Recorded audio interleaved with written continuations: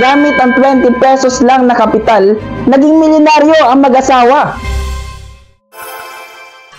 Ako si Mark Verey, ang iyong business chismis buddy. Pag-uusapan natin ang mga chismis na kapupulutan ng aral tungkol sa business. Posible ba talagang yumaman sa 20 pesos na kapital lang? Saan nga ba aabot ang 20 pesos mo? Kilalanin si Rodolfo at Rosel de Leon. Maaga silang nag-asawa habang nag-aaral pa. 17 years old pa lang si Rosel. Napilitan silang ihinto muna ang pag-aaral para maghanap buhay para suportahan ang pangangailangan ng kanilang anak. Pinasok ni Rodolfo ang mga mahihirap na trabaho at naging housewife naman si Rosel. Dumating ang matinding pagsubok sa mag-asawa noong 2011 nang si Rodolfo ay nawalan ng trabaho. Hindi sapat ang kanilang ipon para bayaran ang mga bills at paaralin ang kanilang anak.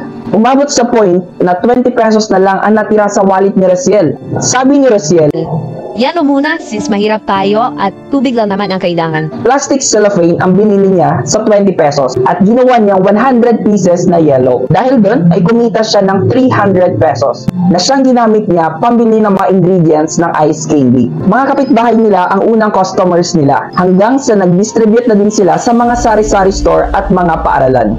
Hindi naging madali ang lahat. May mga pagkakataon na naghahanap sila ng sellers ng ice candy nila, pero tinanggihan lang ito ng iba.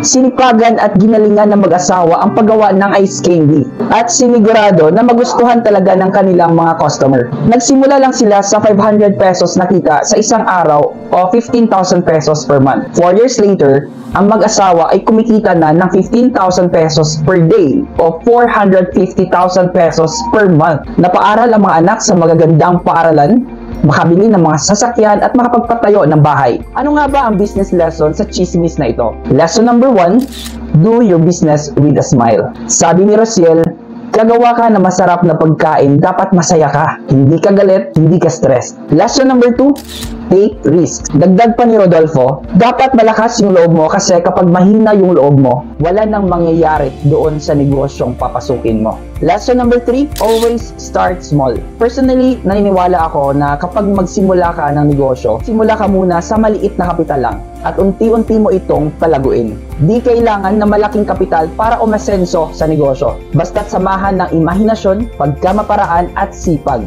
Tandaan, lahat ng mga bagay na malalaki at magaganda ay sa maliit nagsisimula.